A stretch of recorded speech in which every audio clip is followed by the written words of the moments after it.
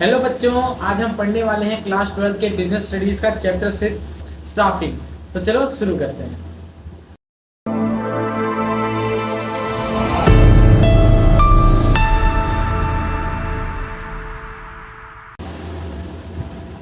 तो बच्चों देखो, पहले हम जानते हैं डेफिनेशन ऑफ स्टाफिंग। स्टाफिंग होती क्या है, ठीक है। तो सबसे पहले स्टाफिंग एक प्रोसेस है जिसमें हम एक्वायर करते हैं, ट्रेनिंग कराते हैं, अप्रेजिंग करते हैं किसका, एम्प्लॉइज का, ठीक है। And attending to their labour relations, health, safety and fairness, मतलब उनके बारे में भी ध्यान रखते हैं, जैसे कि हम उनके रिलेशंस का ध्यान रखते हैं, हेल्थ का, सेफ्टी का और फेयरनेस कंसर्न्स का। It involve filling and keeping fill the position organisation structure. देखो बच्चों, मैं सिंपल बताता हूँ स्टाफिंग क्या होता है। तुमने देखो, स्टाफिंग मतलब होता है कि जैसे स्टाफ है उसको उसकी जगह पर रखे रहना, मतलब सिंपल एम्प्लॉयज की भर्ती करना, एम्प्लॉयज को उनकी सही जगह पर भेजना, मतलब जो उनका काम है उनको उस पोजीशन पे भेज देना, ठीक है। तो स्टाफिंग करने के लिए बहुत सारे प्रोसेस होते हैं, हम आगे पढ़ेंगे। इन सिंपल तुमको जानना है, स्टाफिंग एक प्रोसेस है किसका, मैनेजमेंट का एक प्रोसेस है, फंक्शन है मैनेजमेंट का, ठीक है। स्टाफिंग प्रोसेस है जिसके अंदर हम क्या करते हैं, राइट पर्सन को राइट प्लेस पर अपॉइंट करते हैं, ठीक है। सही आदमी को सही जगह पर उसके काम पर अपॉइंट करते हैं, ठीक है। उनके हेल्थ का ध्यान रखते हैं, उसके लेबर रिलेशन का ध्यान रखते हैं, और फेयरनेस का मतलब जैसे कंसर्न्स का ध्यान रखते हैं कि भाई हम जो भी कर रहे हैं तो उसको पता करें, कोई ऐसी पॉलिसी नहीं जिससे तब नुकसान ना हो, ठीक है। In simple word, staffing is nothing that staffing is appointing right person at right place. क्या, appointing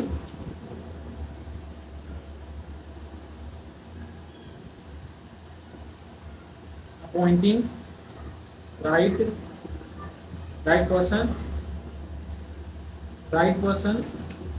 at right place।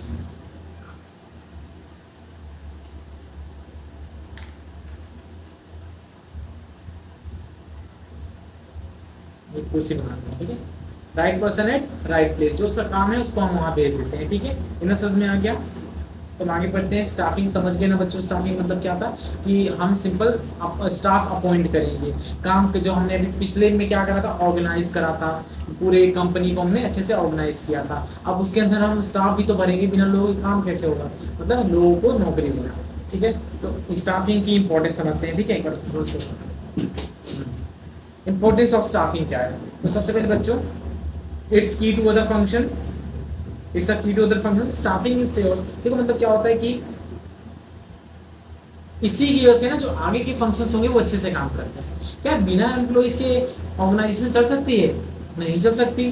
तो अगर स्टाफ ही तुमने नहीं भरा तो तुमने जो प्लानिंग की थी वो भी खराब हो गई, ऑर्गेनाइजेशन जो इतनी बढ़िया बनाई थी वो भी खराब है, आगे फिर डायरेक्टली ये सब तो खराब ही है, तुम डायरेक्ट करोगे किसको, है ना। तो की टू अदर फंक्शन मतलब इसके बिना सारे फंक्शन बेकार है, ठीक है।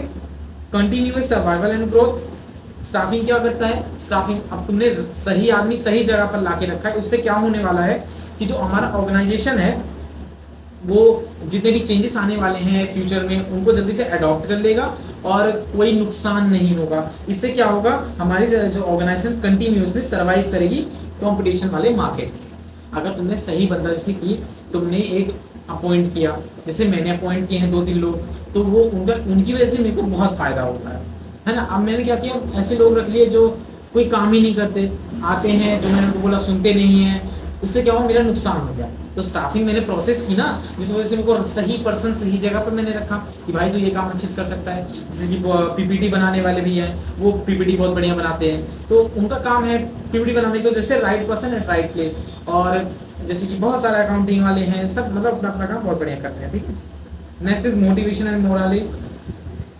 Next is motivation and morale, मतलब कि स्टाफिंग से क्या होने वाला है, जैसे हम अच्छे से फेयर रिक्रूटमेंट करेंगे, मतलब कि सही चयन करेंगे, सही बंदा ही सही जगह पर आए, उसको अप्रेजल करेंगे, वाह भाई तूने क्या काम किया है, और उसको ट्रेनिंग करवाएंगे, भाई ये काम ऐसे होता है, ताकि उसकी जो काम करने का ढंग है बहुत अच्छा हो। अच्छा तुम पता है जापान में ना, जैसे नौकरी कोई खराब करने लग जाता है ना तो उसको तुरंत निकाल नहीं देते। जापान में एक संस्था है, उनके पास उनको भेजते हैं, तो वो उनकी ट्रेनिंग कराते हैं, जैसे उनके अंदर कमी क्या आ रही है एम्प्लॉयज के अंदर, वहाँ एम्प्लॉयज को तुरंत निकाल नहीं जाता। अगर जैसे 2-3 नौकरी एम्प्लॉय की बदल दी गई है उसको निकाल दिया गया 2-3 नौकरी से, तो चौथी वाली जब जाएगा तो चौथी वाली फर्म उसको भेजेगी उस फर्म के पास जो उसको ठीक करके देगी, मतलब बंदे को सही करके देगी, भाई ऐसे करते हैं, ठीक है। अच्छा, तो ट्रेनिंग से क्या होगा, बंदे को काम आ गया, उसका मोराले बूस्ट हुआ, अगला सेटिस्फेक्शन उसको आएगा कि भाई मैं ये काम कर सकता हूँ, और हमने उसको अप्रेज किया, भाई तूने सही काम किया, चल तेरे को हमने क्या देते, प्रमोशन देते। इससे क्या हुआ, सभी एम्प्लॉइज का क्या होगा, मोराले अच्छा हो जाएगा, सेटिस्फेक्शन मिलेगा, जॉब सेटिस्फेक्शन, ठीक है।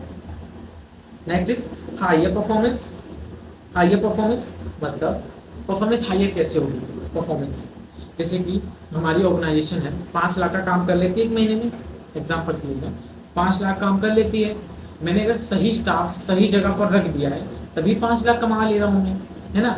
बाई चांस मेरा स्टाफ अच्छा नहीं है तो भैया मैं लॉस में भी जा सकता हूँ माइनस के।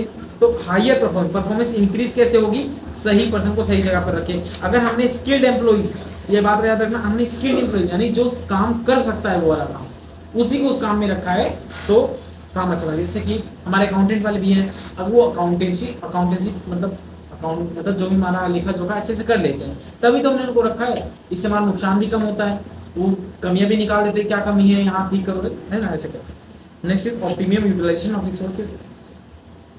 तुमने एक जानकार बंदे को नौकरी दी है, जैसे कि एक रिसोर्सेज मैनेजमेंट की नौकरी है कि मैं प्रोडक्शन करता हूँ, मैं बनाता हूँ ग्लव्स, क्या ग्लव्स बनाता हूँ, ठीक है। तो मेरे पे रॉ मटेरियल क्या चाहिए, क्लॉथ आते हैं, क्लॉथ। तो जो मैंने रिसोर्सेज मैनेजमेंट का जो मेरा स्किलफुल बंदा था, उन्होंने कहा कि आप नए प्रोडक्ट, नया कॉटन मत लीजिए, नया कपड़ा मत खरीदिए, मार्केट में बहुत सारे वेस्ट हो जाते हैं कपड़े, उनको उठाइए, उनसे भी हम ग्लव्स बना सकते हैं, उनको हम साफ करके धोके बहुत बड़े से और बना सकते हैं। अच्छा, इससे क्या हुआ, जो हमारा पहले 5 रुपए खर्च होता था रिसोर्सेज पे, मान लो एग्जाम्पल के लिए, वो हमारा कितना खर्च होगा, कितना, सिर्फ 2 रुपए, सिर्फ 2 रुपए, क्योंकि हम यूज उठा रहे हैं उसको फिर साफ साफ करके, और मान लो 1 रुपए और साफ सफाई में लग गया, यानी हम 3 रुपए, पहले हमका जो 2 रुपए एक्स्ट्रा फेंकते थे, हमारा क्या हो 3 रुपए में काम हो जा रहा है। तो क्या यूटिलाइजेशन हुआ है रिसोर्सेज का, यानी जो मेरा पैसा था उसका वेस्टेज नहीं हुआ। यही है ऑप्टिमम यूटिलाइजेशन ऑफ रिसोर्सेज, कि अगर हम राइट पर्सन को राइट जॉब पे रखेंगे तो उससे क्या होगा, रिड्यूस होगा, क्या रिड्यूस होगा, वेस्टेज हमारी रिड्यूस होगी, ठीक है। Next is human capital development, मतलब ह्यूमन कैपिटल। अच्छा, ह्यूमन कैपिटल क्या होता है, ये जो एम्प्लॉइज है ये क्या है, हमारे ह्यूमन कैपिटल है। कैपिटल मतलब क्या होता है, पूंजी, है ना। तो ह्यूमन कैपिटल यानी इंसानी पूंजी जो हमारी है उसका डेवलपमेंट होगा, कैसे, जब उनकी हम ट्रेनिंग और उनका डेवलपमेंट कराएंगे ताकि उनकी स्किल्स अच्छी हो जाए। अच्छा, पूंजी क्यों कह रहे हैं, क्योंकि हमारे बिजनेस में कहीं ना कहीं जाके लगेगी और हमारा प्रॉफिट करवाएगी, ठीक है। नेक्स्ट, तो बच्चों हम स्टार्ट करने वाले हैं कहाँ से, staffing as a part of, अब दोबारा को क्या पढ़ने वाले हैं, staffing as a part of human resource management यानी HRM, ठीक है। तो क्या स्टाफिंग क्या है, छोटा है HRM से। अच्छा, HRM मतलब ह्यूमन रिसोर्स मैनेजमेंट। अच्छा, ह्यूमन रिसोर्स मैनेजमेंट क्या होता है, ह्यूमन मतलब इंसान, रिसोर्स मतलब हमारा जो काम आता है, रिसोर्सेज कुछ भी हो सकते हैं जो हमारे काम आए हमारे डेवलपमेंट में। अच्छा, मतलब ऑर्गेनाइजेशन के डेवलपमेंट में, मैनेजमेंट मतलब उनका मैनेजमेंट करना, ठीक है। HRM ये हो गया, ह्यूमन रिसोर्स मैनेजमेंट। आगे बढ़ते हैं, तो स्टाफिंग एक सबसेट है HRM का, ह्यूमन रिसोर्सेज का सबसेट, यानी HRM ज़्यादा बड़ा है, HRM जो हमारा है वो ज़्यादा बड़ा है और स्टाफिंग उसके अंदर आता है, ठीक है। जैसे स्टाफिंग के अंदर क्या क्या आता है, एम्प्लॉइज का वेलफेयर, कि एम्प्लॉइज क्या काम करें उनका वेलफेयर, उनका प्रमोशन मतलब जैसे वो काम करें उसके हिसाब से उनका ध्यान रखना, लेबर रिलेशंस, पर्सनल पॉलिसीज, ये सब किसके अंदर आ गई, स्टाफिंग के अंदर। HRM क्या आता है, HRM और ब्रॉडर है, HRM और बड़ा है, कैसे, focusing on procurement, development, compensation, integration and maintenance of employ. एक इस पे ध्यान देता है, उनका प्रोक्योरमेंट पे, उनका डेवलपमेंट कैसे था, ट्रेनिंग करवा के, कंपनसेशन पे, उनकी स्टाफिंग सिर्फ हमने भर्ती कर दिया, इतना समझो, स्टाफिंग हमने भर्ती कर दिया, उसके आगे काम HRM, मतलब वो क्या चाहते हैं, उनकी नीड्स का ध्यान रखना, उनकी सैलरीज देना सही सही समय पे, उनका डेवलपमेंट करवाना, इंटीग्रेशन करना, उनका मेंटेनेंस करना। जैसे कोई कह रहा भैया कॉफी मशीन लगवा दो, लगवा दी, तो ये स्टाफिंग के अंदर कंक्लूड नहीं हो गई है, HRM के अंदर। स्टाफिंग मतलब right person at right place को अपॉइंट कर देना, बस। HRM मतलब उस जो स्टाफ हमने अपॉइंट किया उसका ध्यान भी रखना, स्टाफिंग के बाद ध्यान भी रखना है, स्टाफिंग HRM का ही पार्ट है, ठीक है। अच्छा बच्चों, हम आगे बढ़ते हैं। अच्छा, aspects of staffing, elements of staffing भी कह लो इसको, क्या क्या है, 3 एस्पेक्ट्स हैं और एलिमेंट है स्टाफिंग के। पहला रिक्रूटमेंट, अंदर इज सिलेक्शन, थोड़ा काम है इसको।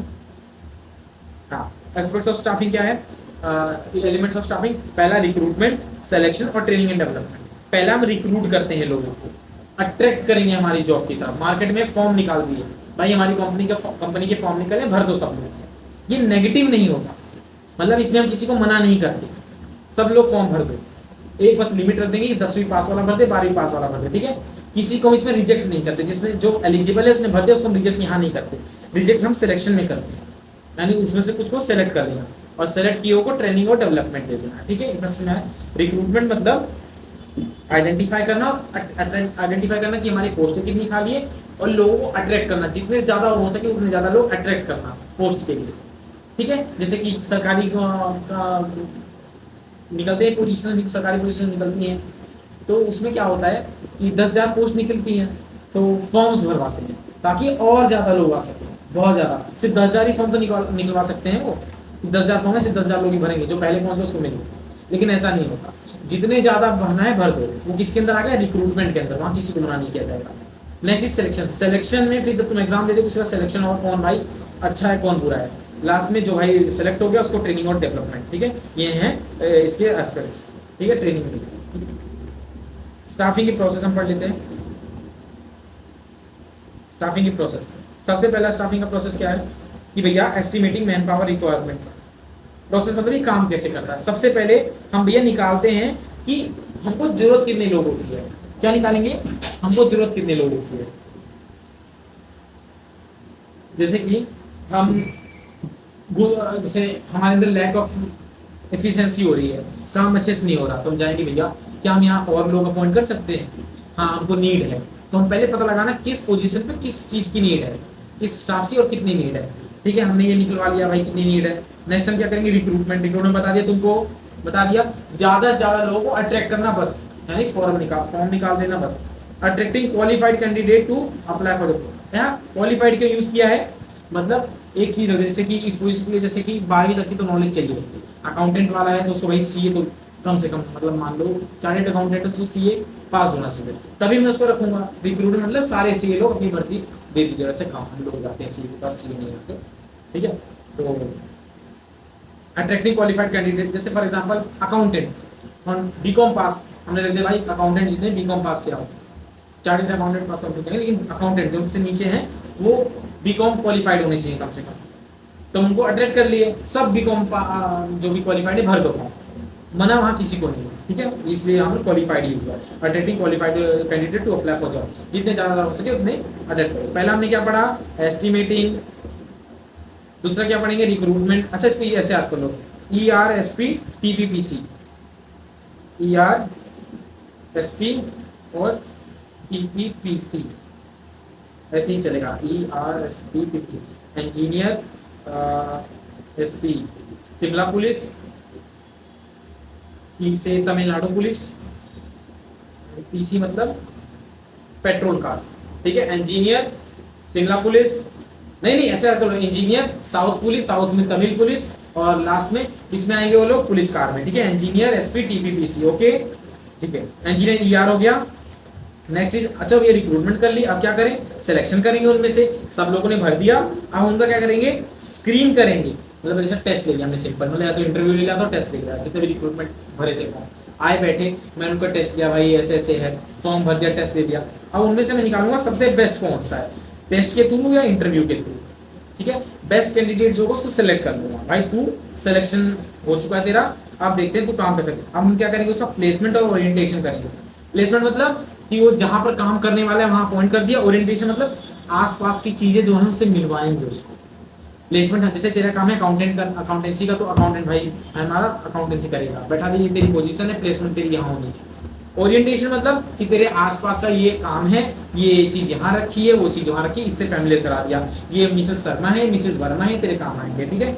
नेक्स्ट ट्रेनिंग एंड डेवलपमेंट, चलो भाई अकाउंटेंट को हमने रख लिया, और एफिशिएंसी के लिए उसको थोड़ा नॉलेज थी, हमने सोचा कि उसका ट्रेनिंग दे दे, उसको और ज्यादा स्किल्स करवा दे, कि जिस सीए के नीचे थोड़ा ट्रेनिंग करवा दे, तो भैया यार वो तो गजब अकाउंटेंट बन जाएगा हमारे लिए। तो सिंपल वही, फिर हमसे क्या करेंगे, training and development.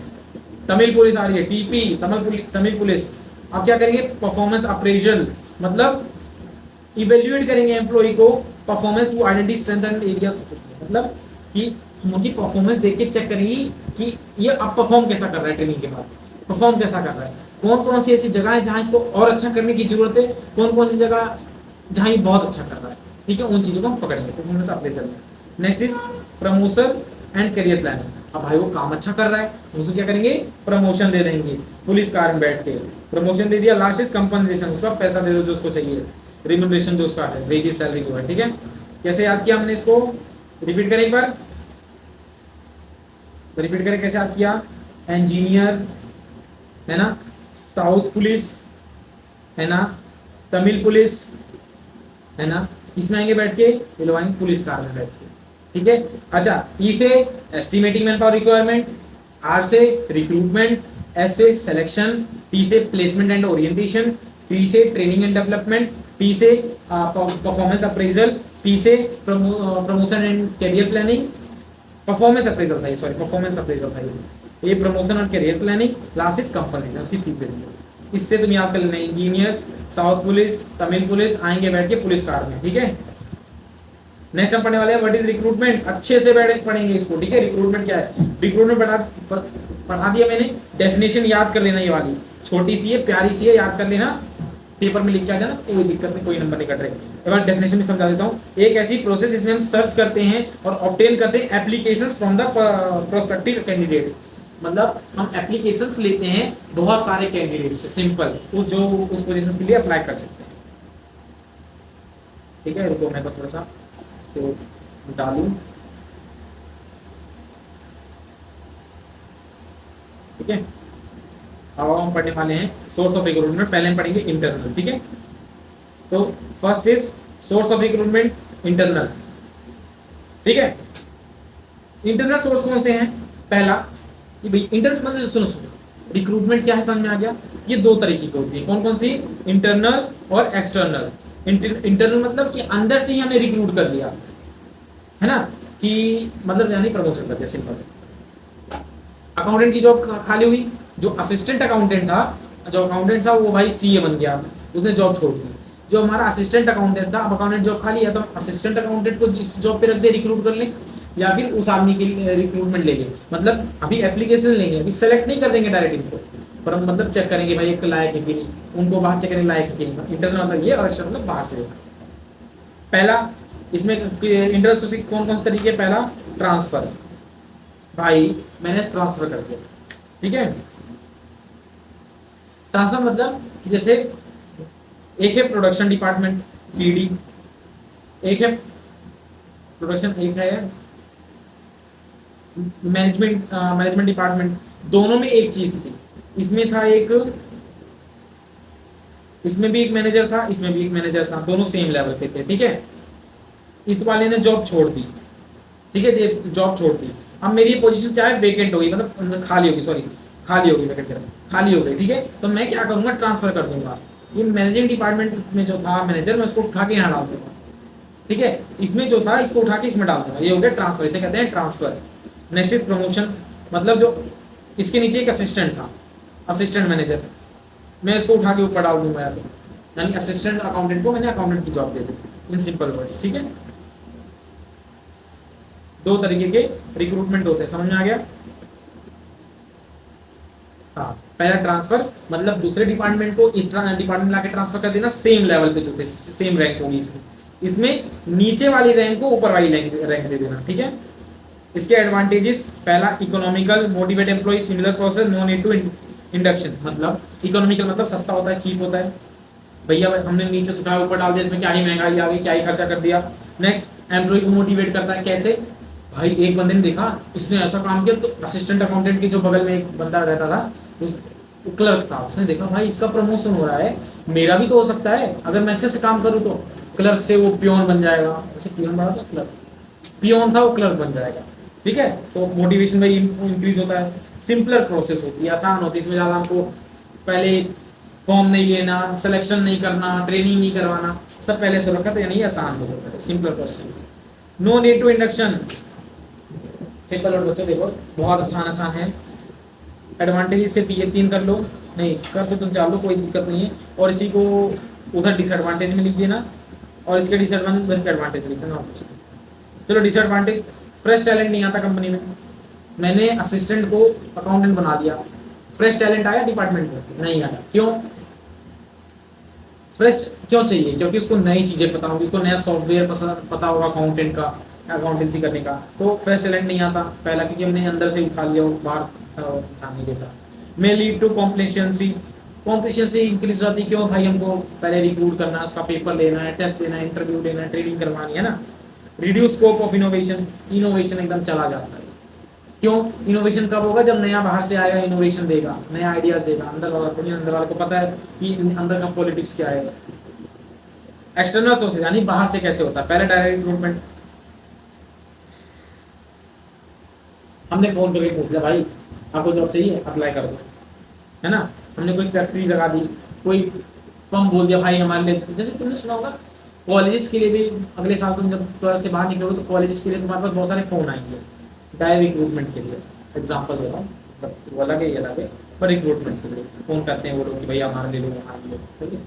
Next advertisement कर दी, न्यूज़पेपर में छपवा दिया, वेबसाइट पे दे दिया एक्सटर्नल के। एम्प्लॉयमेंट एक्सचेंज, अच्छा गवर्नमेंट एक एजेंसी करवाती है जिसके अंदर जो बेरोजगार है अपना नाम लिखवा सकते हैं, अपनी एलिजिबिलिटी लिखवा सकते हैं कि मैं इतना एलिजिबल हूँ, इतना पढ़ा लिखा हूँ। तो गवर्नमेंट उसके अनुसार उनको जॉब दिलवाती है, उसके अनुसार उनको जॉब दिलवाती है, उसे कहते हैं employment exchange. Next placement agency, मतलब कि मैंने भाई एजेंसीज लगा दी। कैंपस रिक्रूटमेंट, मैंने भाई कोई कॉलेज से ही उठा लिया। रिकमेंडेशंस कि एक एम्प्लॉय था, उसने कहा भाई मेरा ये भाई है उधर काम करता है, अपने में ले लो एक्सटर्नल दोबारा। या लेबर कॉन्ट्रैक्टर्स, जो बहुत सारे तुमने सुना हो कॉन्ट्रैक्ट, जैसे हम मकान बनवाते हैं तो जब हम मिस्त्री से बनवाते हैं तो वो ठेकेदार से बनवाते हैं तो बहुत सारे मिस्त्री लेके आता है, तो वो कॉन्ट्रैक्टर हो टाइप हो गया। वेब पब्लिशिंग हमने ऑनलाइन बता दिया, जैसे नौकरी linkedin.com पे डाल दिया भाई इनको जॉब की जरूरत, पर्सन की जरूरत है, तो ये हो गया एक्सटर्नल रिक्रूटमेंट। अच्छा ये बात ध्यान रखना, इनमें से 4 लिखना, ज्यादा नहीं लिखना, ठीक है, सिर्फ 4। एडवांटेजेस, भाई टैलेंट आता है नया। अच्छा देखो इसका डिसएडवांटेज में देखो, पहले क्या था, फ्रेश टैलेंट नहीं आ रहा, इसमें आ रहा है। वाइडर चॉइस, इसमें ज्यादा हमारे पास चॉइस होती है, इसमें कम थी हमारे पास, ठीक है। इसमें ये भी लिख सकते हो लेस चॉइसेस, ठीक है, ये भी लिख सकते हो। वाइडर चॉइस में ज्यादा चॉइस होती है। न्यू पर्सपेक्टिव, इसमें क्या था हमारे पास, इसको इनोवेशन गिरा हुआ था, है ना, लेकिन इसमें ऐसा कुछ नहीं है, नया पर्सपेक्टिव है देखने का। अच्छा इसके एडवांटेज में डिसएडवांटेज कर दो। इकोनॉमिकल, सस्ता था ये क्या होगा, कॉस्टली होगा। ये सिंपलर थी, आसानी से होती थी। ये टाइम कंज्यूमिंग है, देर होगा। ये मोटिवेट करता था, ये डीमोटिवेट करेगा। क्यों? क्योंकि भाई कंपनी तो बाहर से रिक्रूट कर रही है, अंदर वाले को प्रमोशन दे नहीं रही, है ना। अब आते हैं क्या पढ़ेंगे बच्चों, सिलेक्शन प्रोसेस। बड़ी सिलेक्शन बता दिया। डेफिनेशन प्यारी सी लिखी नहीं वाली, छोटी सी, ठीक है। अब सिलेक्शन प्रोसेस क्या है, पहला भैया हम पहले इसमें क्या करते हैं, स्क्रीनिंग करते हैं। रिक्रूटमेंट कर लिया था हमने, याद है, तो स्क्रीनिंग मतलब जो उन्होंने एप्लीकेशन फॉर्म दिया था कि मैं इसलिए एलिजिबल हूँ, उन्होंने फॉर्म लिया था, और फॉर्म को स्क्रीन करेंगे क्या ये बंदा है कि नहीं, है ना, चेक करेंगे। स्क्रीन करना ये होता है, ठीक है। Application based on job requirement, मतलब सबने भर दी, हमने देखा भैया हमको बीकॉम पास चाहिए, हम इसमें से बीकॉम जो पास वाले उनको छाड़ लेंगे, सिंपल। नेक्स्ट सेलेक्शन टेस्ट, अब हम उसका क्या करेंगे, टेस्ट लेंगे। Accessing candidate ability, aptitude, personality और इंटरेस्ट, उसके अकॉर्डिंग, जैसे कि सिलेक्शन टेस्ट कि भैया काबिल है कि नहीं, हमारे लिए काबिल है कि नहीं, कर सकता है कि नहीं। अच्छा इसमें कौन से टेस्ट होते हैं, इसमें होता है पति टेस्ट, इसमें होता है पति टेस्ट। पी से ए से पी से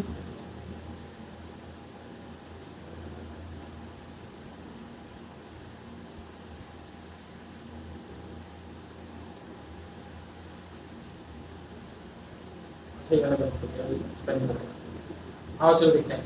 पी से साइकोलॉजिकल टेस्ट, मतलब कि वो कैसा मतलब तेज बुद्धि का है नहीं, कि आईक्यू अच्छी है कि नहीं। एप्टीट्यूड, कैसे वो रिएक्ट करता है कामों पे, एप्टीट्यूड कैसा उसका।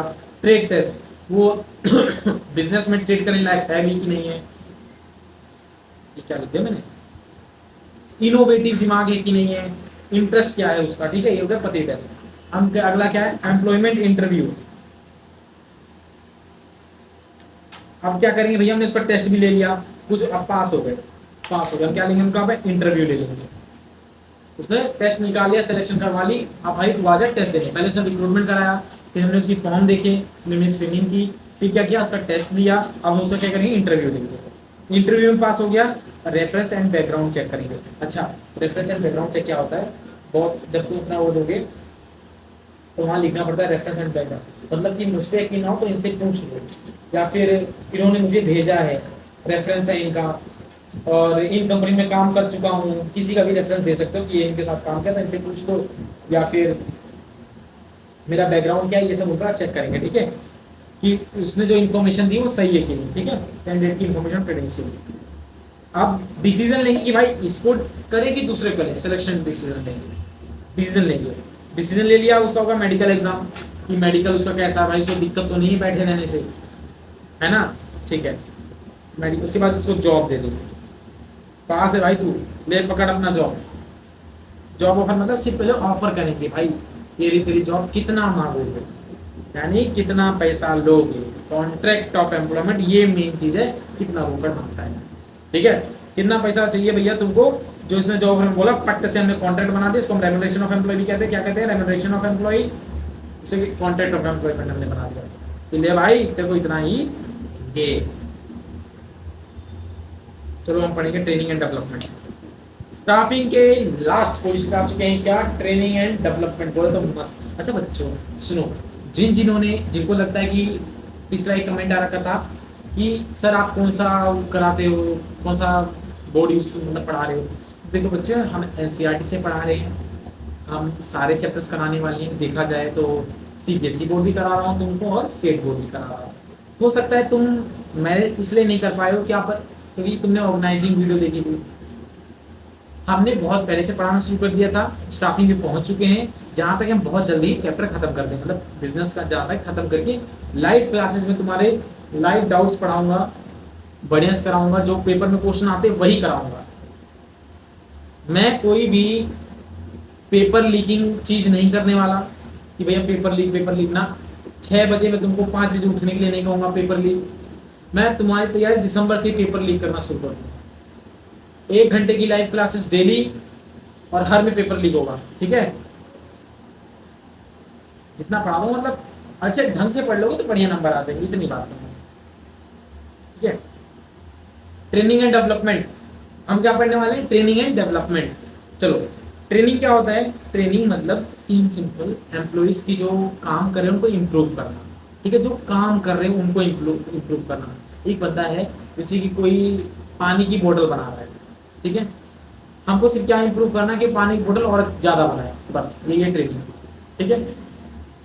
डेवलपमेंट मतलब किसी पानी की बोतल तक नहीं, इसका ओवरऑल डेवलपमेंट हो, उसको कम्युनिकेशन स्किल भी थोड़ी सी आ जाए, बोलना चालना आ जाए, थोड़ा जैसे अकाउंट, थोड़ा जैसे लिखने उठने का भी काम कर ले, है ना, उसका ओवरऑल डेवलपमेंट हो, उसकी जो कैपेबिलिटी है जो फ्यूचर में हम उसको और बढ़िया रोल दे सके। इसलिए ट्रेनिंग मतलब सिर्फ जो काम कर रहे हो उससे रिलेटेड ट्रेनिंग देना, डेवलपमेंट में ओवरऑल डेवलपमेंट कराना उसका। इंपॉर्टेंस, इसकी इंपॉर्टेंस क्या है, पहला इससे क्या होता है, इफिशियंसी एंड प्रोडक्टिविटी इंक्रीज होती है, यानी काम जल्दी होगा, और जो काम हमको जैसे कि 4 बोतल आज चाहिए थी तो 4 बोतल आज बन जाएगी, प्रोडक्टिविटी भी इंक्रीज होगी, ठीक है। ट्रेनिंग अगर हो, सिंपल बात है, एक बंदा जो ट्रेनिंग नहीं कर सकता है, वो पहली बार कोई काम कर रहा है ना, 0 ईयर ऑफ एक्सपीरियंस, तो चांसेस है वो गलती करेगा, और a person who had much more experience, तो उसका चांसेस है भैया कि वो कम गलतियां करेगा, है ना। तो improve efficiency and productivity, enhance employ confidence and adaptability, आदमी ने वो काम पहले ही कर चुका है, उसका कॉन्फिडेंस इंक्रीज हुआ होगा, भाई मैंने ये काम कर चुका, मुझे कोई दिक्कत नहीं है काम करने में, मैं अडेप्ट कर लूंगा आसानी से उसको। Prepare employ for technological changes and higher responsibility, employees होते हैं ना, उनको प्रिपेयर करेगा, मतलब आगे के पोस्ट के लिए भी तैयार कर देगा, आगे के लिए वो टेक्नोलॉजिकल तैयार होंगे ताकि उनको और रिस्पॉन्सिबिलिटी दी जा सके, ठीक है। ट्रेनिंग के मेथड कौन कौन से होते हैं, ट्रेनिंग के 2 मेथड होते हैं, ठीक है, on the job, of the job, ठीक है। ऑन द जॉब ट्रेनिंग मतलब कि काम करते करते ट्रेनिंग देना। ऑफ द जॉब मतलब बाहर भैया जॉब देना, मतलब बाहर ट्रेनिंग देना, ठीक है। आओ पढ़ते हैं। ऑन द जॉब ट्रेनिंग पहला पार्ट यार, apprenticeship training programme, apprenticeship programmes. अच्छा, अप्रेंटिसशिप मतलब पता है क्या होता है कि चेला, तुमने देखा होगा एक मालिक होता है, एक चेला होता है। जैसे एक कारपेंटर की दुकान होती है, उसमें कारपेंटर मेन कारपेंटर होता है और एक उसका चेला होता है ना। नाई की दुकान पे जाते हो तो नाई एक मेन बार्बर होता है, काटता है, और एक नया लड़का रखता है जिसको सिखाता है। तो वो कौन सा ट्रेनिंग प्रोग्राम होता है? अप्रेंटिसशिप प्रोग्राम होता है, ठीक है। अप्रेंटिसशिप प्रोग्राम, मैं बोल नहीं पा रहा, ठीक है। अप्रेंटिसशिप प्रोग्राम जो होता है जैसे कहते हैं, इनके अंदर मतलब learning under skilled worker for technical job, मतलब एक पहले से ही जो स्किल्ड आदमी है उसके नीचे काम देते हैं। जैसे कि नाई, एक मेन नाई था, उसके नीचे नया बंदा आया, उसको सिखा रहा भाई ऐसे काट वैसे काट, वो भी करके देख रहा है, हाँ ठीक है। उसे क्या कहते हैं? Apprenticeship training programme. Next is, ये तुम्हारे में नहीं है, ठीक है। ये मुझे लगता है पीपीटी बनाने में थोड़ी गलती करती है, ये तुम्हारे में नहीं है शायद, ठीक है। तुम्हारे में क्या है? Internship training. नेक्स्ट कौन सा है? Internship training.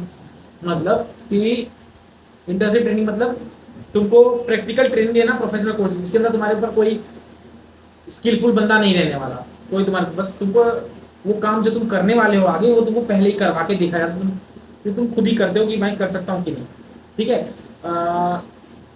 प्रोफेशनल कोर्सेज के लिए आगे चलते, जैसे मुझे एग्जाम्पल के लिए सिंपल हटाओ सर, एग्जाम्पल में बोलता हूँ,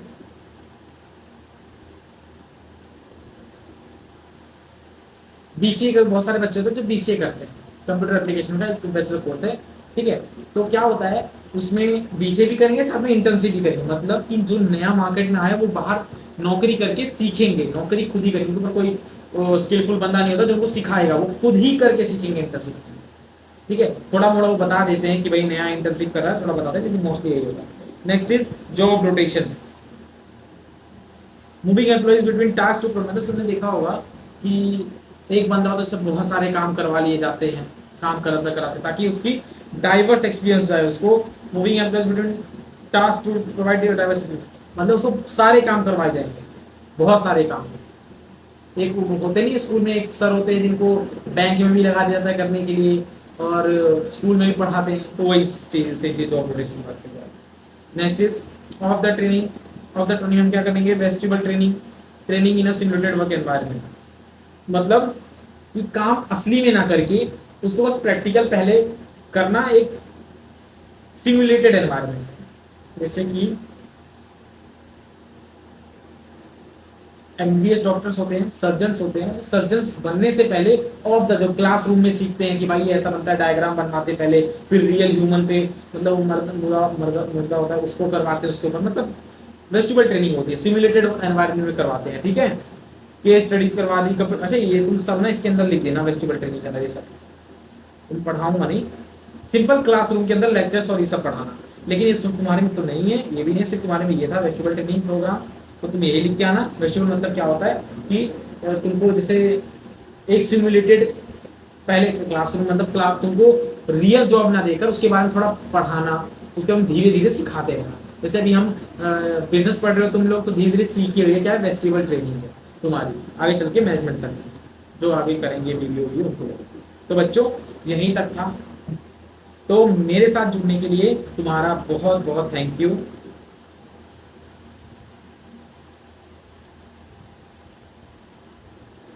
बहुत स्माइल अजीब बन गया, बहुत थैंक यू। तो मिलते हैं अगली क्लास में नए टॉपिक के साथ, तब तक के लिए बाय बाय।